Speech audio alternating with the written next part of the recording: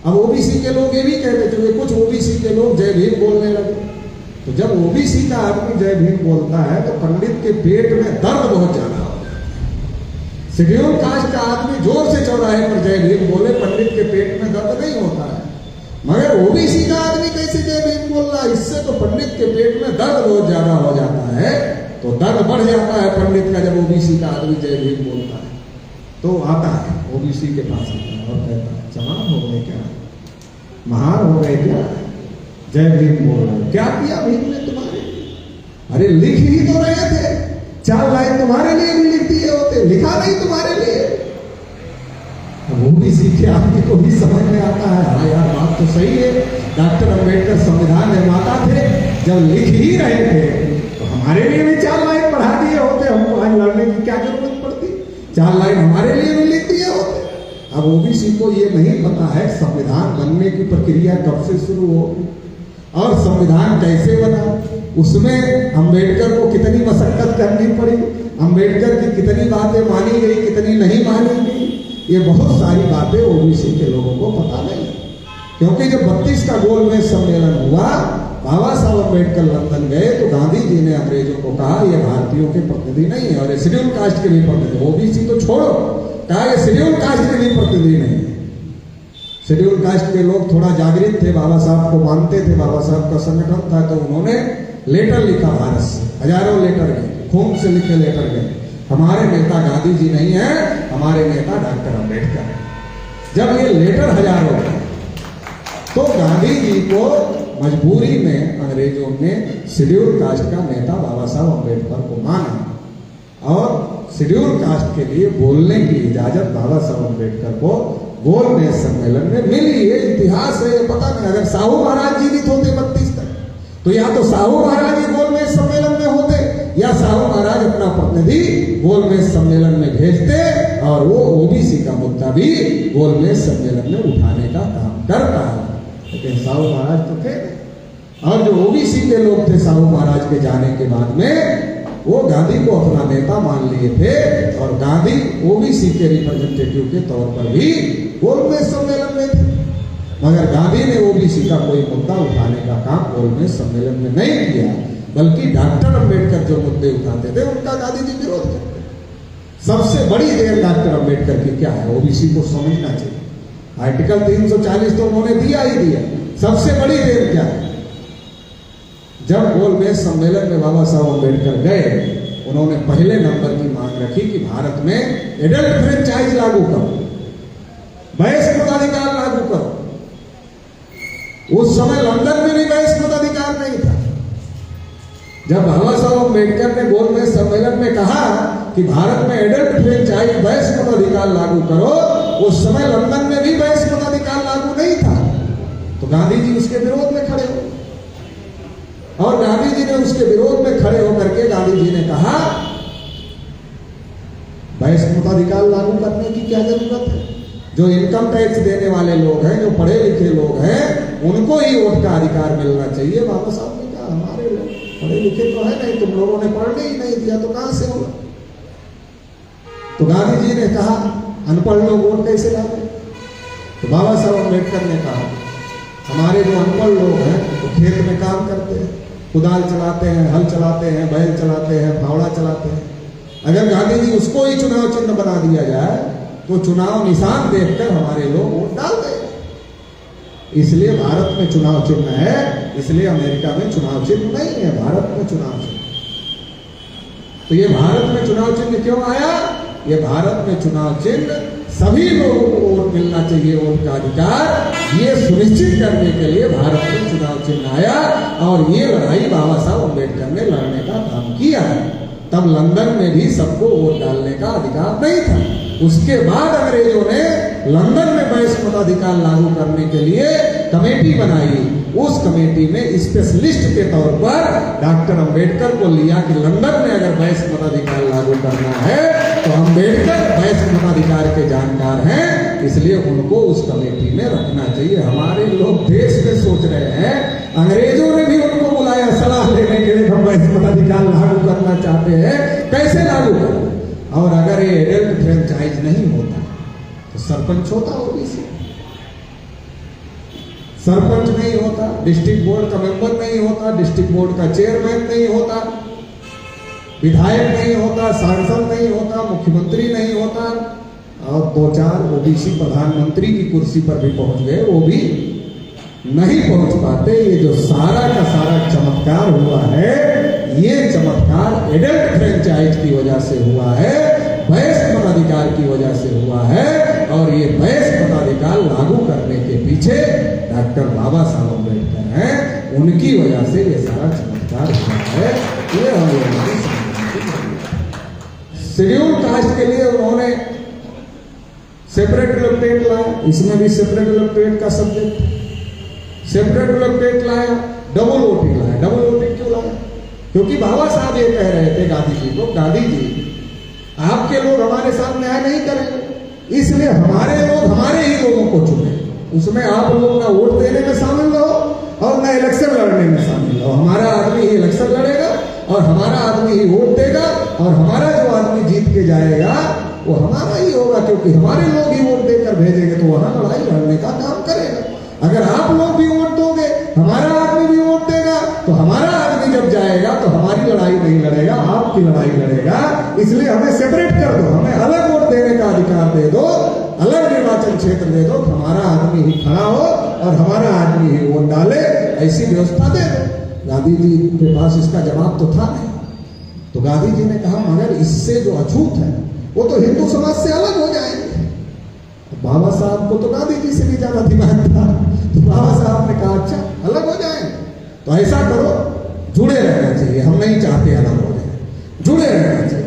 तो 2 बार वोट का अधिकार हो जाए, एक बार सेपरेट इलेक्टेड दोगे तो आपका कहना है, आपका तर्क है अलग हो जाएंगे आपके समाज से, तो हम नहीं चाहते अलग हो, ये जुड़े रहे, इसलिए इनको 2 बार वोट का अधिकार दे दो। जब आपका नेता चुनाव लड़ेगा तो हमारे लोग उसमें खड़े नहीं होंगे मगर उस पर वोट डाल देंगे, तो इसलिए इनको एक बार ये अपने नेता को चुन लेंगे और एक बार तुम्हारे नेता को भी चुन लेंगे, 2 बार चुन लेंगे, तो ये जुड़े रहेंगे, अलग नहीं होंगे। तो गांधी जी को और उल्टा पड़ गया ये तर्क, और अंग्रेजों ने, चूंकि अंग्रेज तो तर्क के आधार पर बात मानते, तो अंग्रेजों ने ये बात मान लिया।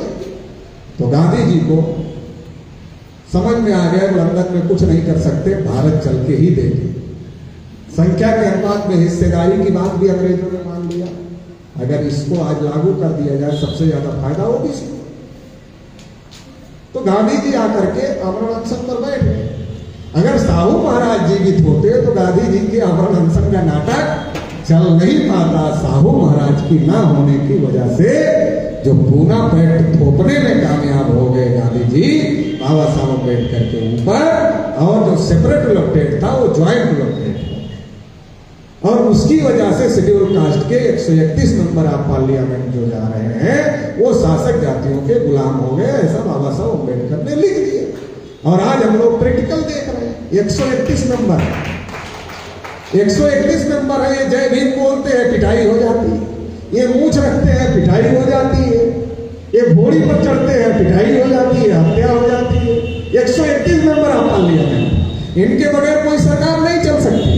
मगर 131 है और इधर जय भीम बोलने पर पिटाई हो रही है, घोड़ी पर चढ़ने पर पिटाई हो रही है, मूंछ रखने पर पिटाई हो रही है। राष्ट्रपति जी को मंदिर में नहीं घुसने दिया गया। सबसे बड़ी हैरानी की बात तो रामनाथ कोविंद जी देश के राष्ट्रपति थे, वो जब पुष्कर के मंदिर में गए राजस्थान में तो पंडितों ने उनको कहा आप देश के राष्ट्रपति हो सकते हैं मगर मंदिर का राष्ट्रपति ब्राह्मण ही होता है, इसलिए आपको यहाँ घुसने की इजाजत नहीं है। और मियाँ बीबी दोनों सीढ़ी से वापस आ गए, सीढ़ी पर बैठकर पूजा करें। तो ये 131 होने के बाद भी नहीं हो रहा। अगर आज ओबीसी के लोगों के अंदर चेतना आ रही है कि हमें पॉलिटिकल रिजर्वेशन चाहिए, ये कोई बुरी बात नहीं है, ये अच्छी बात है। चेतना आ रही है, वो डिमांड कर रहे हैं, ये अच्छी बात है। लेकिन समझदारी भी साथ साथ रखना होगा, इतिहास भी जानना होगा कि ज्वाइंट इलेक्टेड से जो चुनाव जीत कर MP MLA schedule caste schedule tribe के जा रहे हैं वो किसी भी समस्या का समाधान नहीं कर रहे हैं, क्योंकि बाबा साहब अम्बेडकर ने लिखा कि पूना पैक्ट से जो लोग चुनाव जीत कर जाएंगे वो दलाल होंगे, चमचे होंगे, कुत्ते होंगे। फिर लिखा ये काटने वाले कुत्ते नहीं होंगे, भौंकने वाले कुत्ते नहीं होंगे, ये तलवे चाटने वाले और दुम हिलाने वाले कुत्ते। और आगे लिखा, अगर इनको जम्हाई ना आए तो पार्लियामेंट में मुंह ही नहीं खोलते। जम्हाई नेचुरल काल है, इसलिए इनका बस नहीं चलता और मुंह खोलना पड़ता है। अगर इनका बस चले तो ये जम्हाई आने पर भी मुंह ना खोले, ऐसा तो अम्बेडकर ने लिखा हुआ है। तो ये जो पॉलिटिकल रिजर्वेशन है, इसके बारे में हमारे लोगों को ये जानने की जरूरत है कि अगर हमें पॉलिटिकल रिजर्वेशन चाहिए मगर हमें सेपरेट इलेक्टोरेट चाहिए, और इसकी वजह से ज्वाइंट इलेक्टोरेट की वजह से शेड्यूल कास्ट शेड्यूल ट्राइब के चुने हुए प्रतिनिधि उनके गुलाम हो। ओबीसी के लोग तो जनरल सीट पर चुनकर जा रहे हैं, मगर जनरल सीट पर चुनकर जाने के बाद भी नहीं बोलते हैं कोई।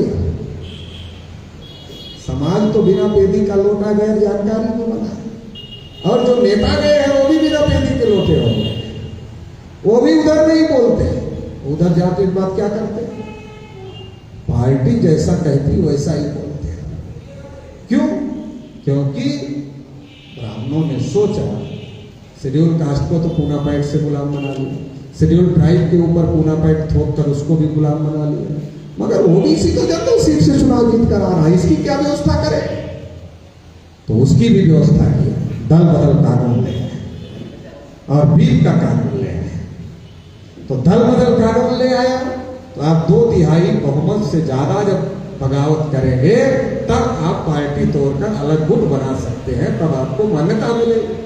2/3 से कम अगर आप पार्टी से असहमत हैं तो आप पार्टी लाइन के खिलाफ जाकर के पार्लियामेंट में वोटिंग नहीं कर सकते। अगर बीप जारी कर दिया पार्टी ने, भले ही वो आपके सत्यानाश के लिए ही बिल आया हो, आपके समाज के सत्यानाश के लिए बिल हो, लेकिन अगर पार्टी ने कहा आपको अपने सत्यानाश के लिए वोट डालना है तो आपको वोट डालना पड़ेगा अपने सत्यानाश के लिए। ये है दल बदल कानून और बीप का कानून कि जो पार्टी कहती है वही करना है। इससे ओबीसी के सांसदों विधायकों को भी गुलाम बना लिया गया। कुछ ओबीसी एससी के सांसदों विधायकों ने अपनी पार्टियां बना ली, ओबीसी एससी के लोगों ने अपनी पार्टियां बना ली, वो अपनी लड़ाई लड़ रहे हैं, मगर उनको भी नियंत्रित कर लिया गया। और अब हर बैकवर्ड आदमी को ये पूछा जाता है, जहां लालू जी होकर आए वहां जाना चाहते हो क्या पूछा जाता बैकवर्ड आदमी को? जहां लालू जी को भेजा था उधर जाना चाहते हो? कहता नहीं जाना चाहते। नहीं जाना चाहते, ठीक है, चुप रहो। अगर बोलोगे ज्यादा बोलोगे तो ईडी का नोटिस देंगे और फिर उधर भेज देंगे। ईडी के डर से तो पूरी महाराष्ट्र की सरकार गिर गई।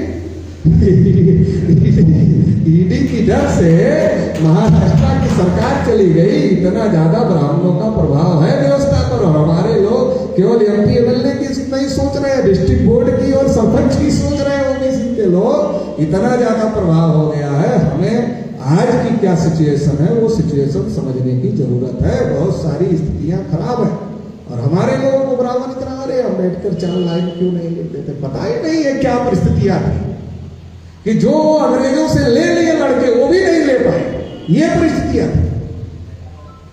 और संविधान सभा में गांधी कांग्रेस ने एक भी ओबीसी को टिकट नहीं दी।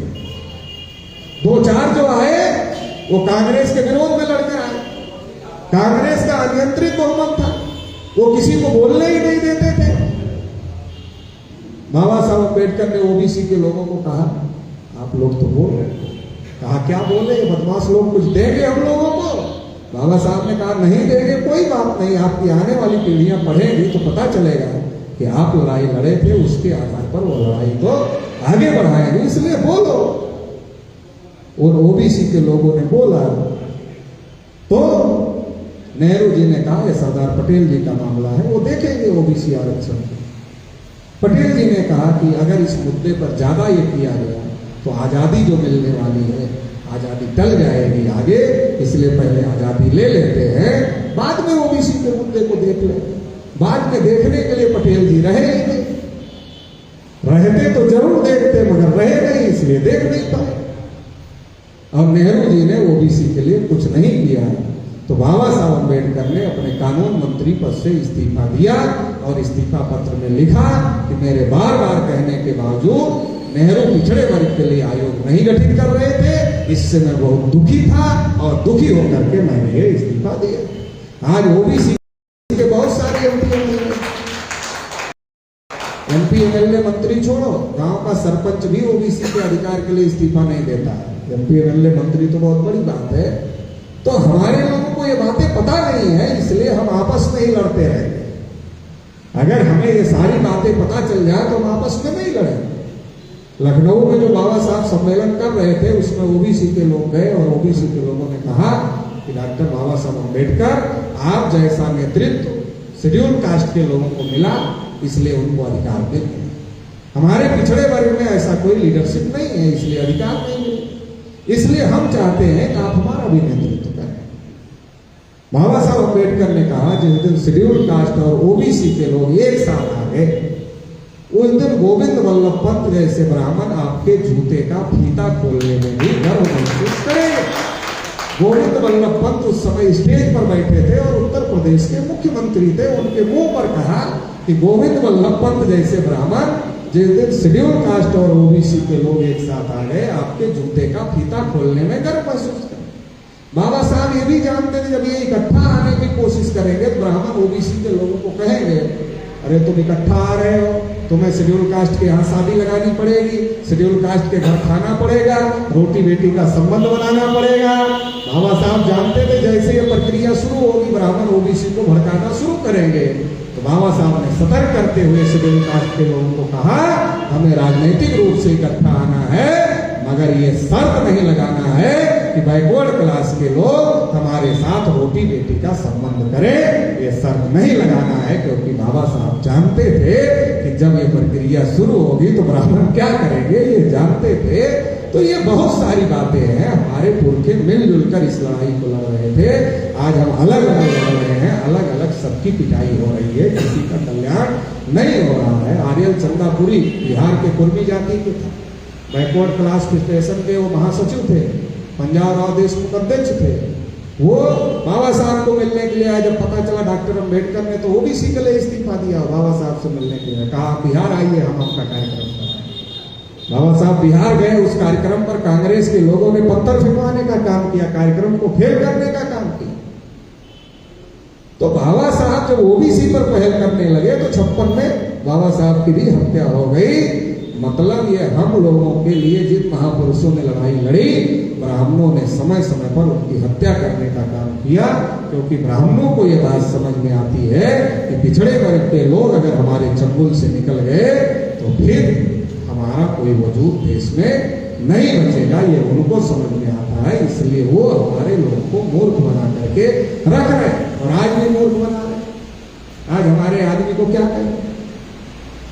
जब मंडल कमीशन का मामला चला तो कहा चलो राम जन्मभूमि मंदिर बनाना है।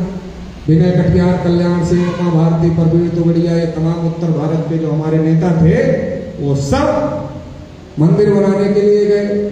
6 दिसंबर 92 को मस्जिद गिरा दी गई। अभी मंदिर बन रहा है, ट्रस्ट बन गया।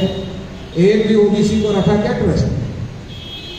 पूरे ट्रस्ट में एक भी ओबीसी को रखा? मैंने कहा दूसरे ओबीसी अच्छे वाले नहीं होंगे। विनय कटियार तो बढ़िया वाले हैं, कल्याण सिंह तो बढ़िया वाले हैं, उमा भारती तो बढ़िया वाली है, उनको रख लो, दूसरे को मत रखो, उनको तो रख लो। मगर एक भी ओबीसी को नहीं रखा तो ओबीसी का हिंदू के नाम पर इस्तेमाल करो और फिर ओबीसी को क्या कहेगा? मुसलमान से खतरा, मुसलमान से खतरा, मुसलमान से खतरा, मुसलमान से। मैंने कहा अरे भाई, एक भी मुसलमान देश का प्रधानमंत्री बना क्या 75 साल? प्रशासन में मुसलमान है क्या?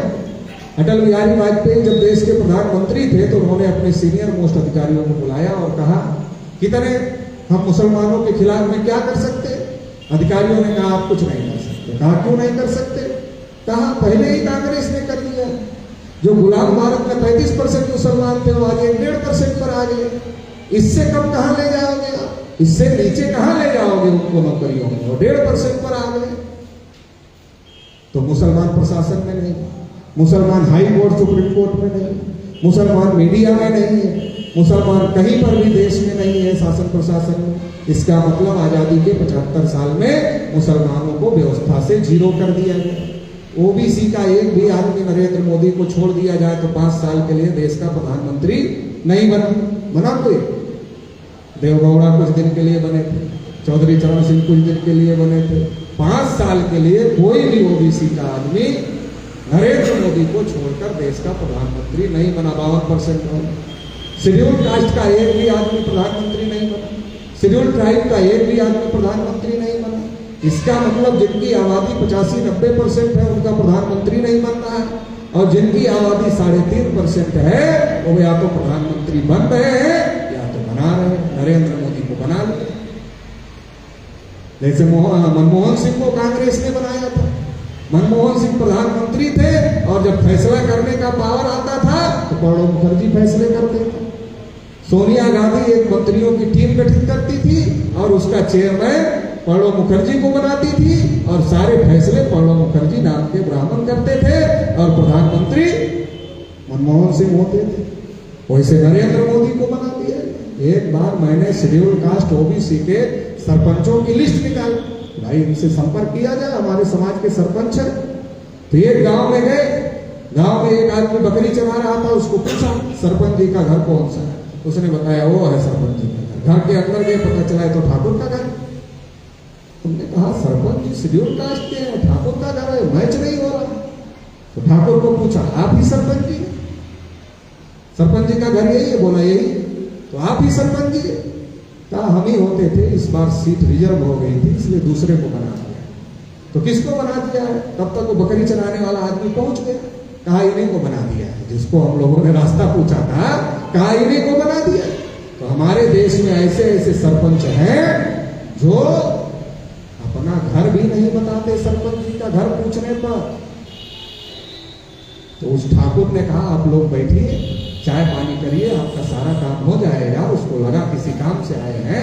हमने कहा काम बाद में करिएगा, पहले एक बात बता दें। क्या ये सरपंच जी की मोहर आपके घर रहती है या सरपंच जी के घर रहती है? हाँ भाई साहब आप क्यों परेशान हो रहे हैं? मोहर भी हमारे घर है, रजिस्टर भी हमारे घर है, काम भी यहीं से होगा, आप सही जगह है। तो मैं ये क्यों बता रहा हूं, जैसे सरपंच की मोहर बनाने वाले के घर पर थी, वैसे मोदी की मोहर भी बनाने वाले के घर। इसलिए आप मूर्ख से मूर्ख आदमी को खोजो और कहो कि अपने पैर पर कुल्हाड़ी मारो, मारे नहीं मारेगा। मूर्ख से मूर्ख आदमी अपने पैर पर कुल्हाड़ी नहीं मारेगा। नरेंद्र मोदी जी तो मूर्ख है नहीं, देश के प्रधानमंत्री हैं। प्रधानमंत्री को मूर्ख कैसे कहा जा सकता? कह सकते हो आप? नहीं कह सकते। प्रधानमंत्री को मूर्ख नहीं कहा जा सकता है, मगर फिर भी ओबीसी के पैर पर कुल्हाड़ी चल। 314 ओबीसी के बच्चे जो यूपीएससी की परीक्षा, आईएएस की परीक्षा पास किए थे, उनकी नियुक्ति को क्रीमिलेयर के नाम पर रोक। पिछड़े वर्ग के बच्चों की स्कॉलरशिप बंद कर दी, अब तो शेड्यूल कास्ट की भी बंद हो रही है। पिछड़े वर्ग का बजट में कोई हिस्सा नहीं लगा, और सुप्रीम कोर्ट में एफिडेविट दिया कि हम जाति जनगणना नहीं कर सकते। कब दिया?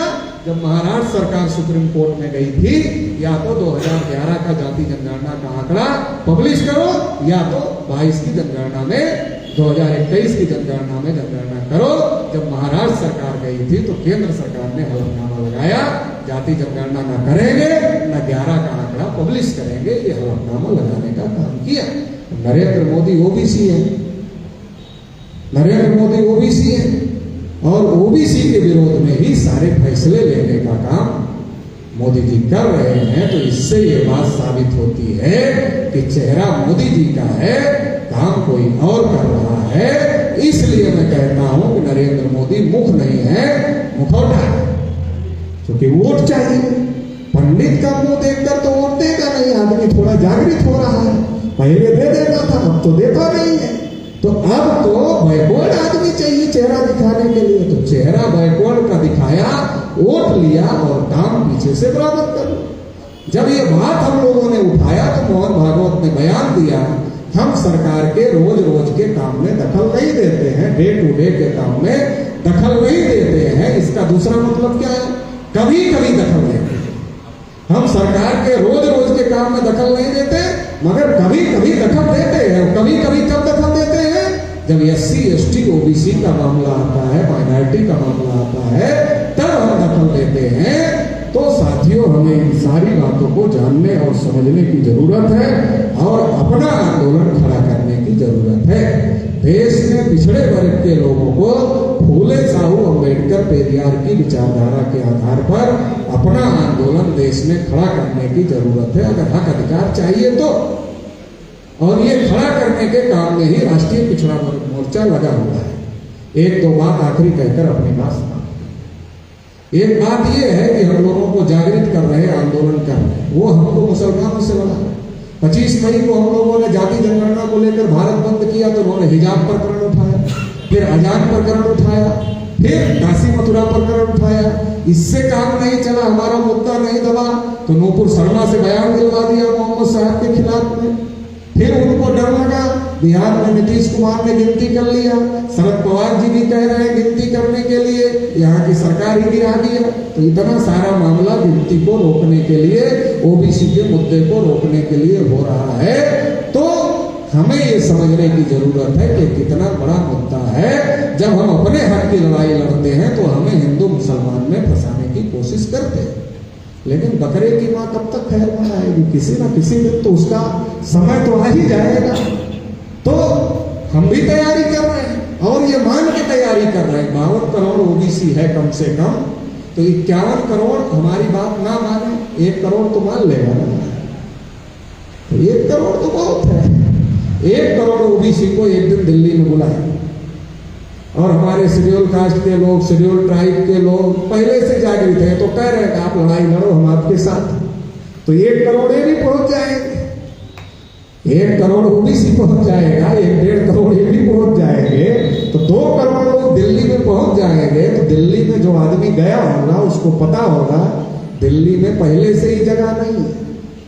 2 करोड़ आदमी पहुंचेंगे तो बिल्कुल भी जगह नहीं, और जब बिल्कुल भी जगह नहीं है तो हम लोग वहां से ऐलान करेंगे, भाई सांसद लोग, संसद का सत्र चल रहा है, आप अंदर आ गए हैं और हम बाहर आ गए। आप अंदर हैं, हम बाहर।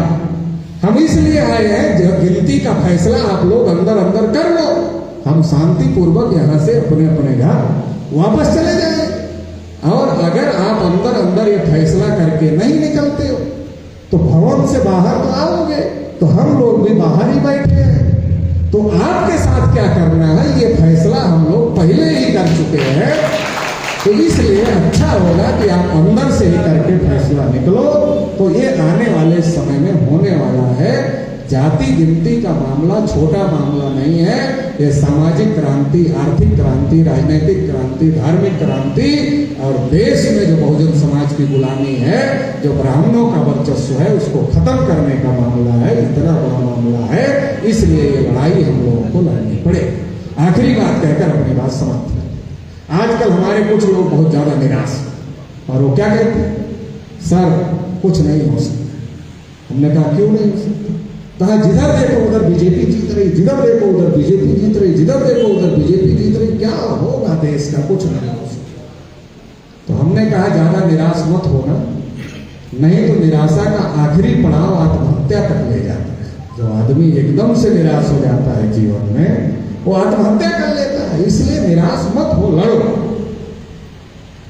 जो लोग जीत रहे हैं वो जनमत से नहीं, ईवीएम से जीत रहे हैं।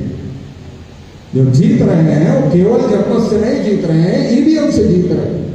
लेकिन ईवीएम विधानसभा और लोकसभा में बहुमत देती है, कोई ईवीएम दुनिया में नहीं बनी जो समाज में बहुमत देती है। समाज में ईवीएम बहुमत नहीं दे सकती। बहुमत ईवीएम ज्यादा से ज्यादा विधानसभा लोकसभा में दे सकती है। अगर समाज में आप अपना बहुमत बना देते तो पूरी दुनिया का इतिहास है।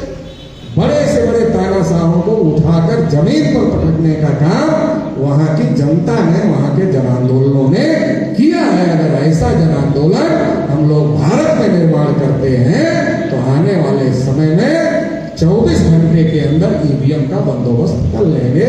ईवीएम का बंदोबस्त करने में ज्यादा समय नहीं लगेगा। बस इसके लिए हम लोगों को जागृति पैदा करने की जरूरत है। देखो, एक जहर, एक दवा। जहर की पुड़िया आरएसएस वाले बात है और दवा की पुड़िया हमारे पास है। अब वो जहर की फ्रेंचाइजी हर गली मोहल्ले गांव में खोल रहे और उसको दवा कह करके दे रहे हैं, और दवा असली हमारे पास है। फूले साहब ने अम्बेडकर पेरियार की विचारधारा। मगर ये जो असली दवा है इसकी फ्रेंचाइजी हम खोल ही नहीं रहे। तो गांव गांव तक इसकी फ्रेंचाइजी खोल दो, जहर का प्रभाव अपने आप ही कम हो जाएगा। जिले की 11 की यूनिट बनाओ, तहसील की 11 की यूनिट बनाओ, ब्लॉक की 11 की यूनिट बनाओ, ग्राम पंचायत की 11 की यूनिट बनाओ, मोहल्ले की 11 की यूनिट बनाओ, 11 की यूनिट बना अगर भी बनाते हो तो भी हर जगह हमारी विचारधारा की फ्रेंचाइजी ओपन हो जाएगी।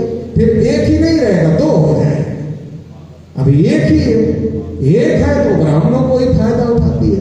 कांग्रेस में जाए तो ब्राह्मणों की शरण में, बीजेपी में जाए तो ब्राह्मणों की शरण में। तो तीसरी फ्रेंचाइजी ओपन कर दो, तीसरा विकल्प ओपन कर दो, तो वो तीसरा विकल्प जो तलाश रहे हैं वो आपके साथ खड़े हो जाएंगे। तो साथियों ये काम हम लोगों को करना पड़ेगा, ये लड़ाई हम लोगों को लड़नी पड़ेगी। आखिरी बात ओबीसी के लोगों को कहकर अपनी बात समाप्त कर देते हैं। जिनकी समस्याएं होती हैं समाधान उन्हीं को करना होता है। ओबीसी के लोगों की समस्याएं इस देश में सबसे ज्यादा हैं। जिन ओबीसी के लोगों को ये एहसास हो गया है उनको अपनी समस्याओं को समाप्त करने के लिए तन मन धन से इस आंदोलन की मदद करना चाहिए और इस काम को आगे बढ़ाना चाहिए। इतना ही कहते हुए, चूंकि समय बहुत ज्यादा हो गया है, आप सभी लोगों ने हमारी बात को ध्यानपूर्वक धैर्यपूर्वक सुना, इसके लिए बहुत बहुत आभार। धन्यवाद।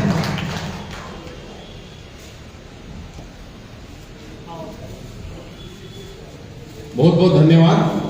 आज हमारे बीच में जो राष्ट्रीय अध्यक्ष आए और उन्होंने अपने कार्यक्रम की रूपरेखा, विचारों के, महापुरुषों के विचार बताए और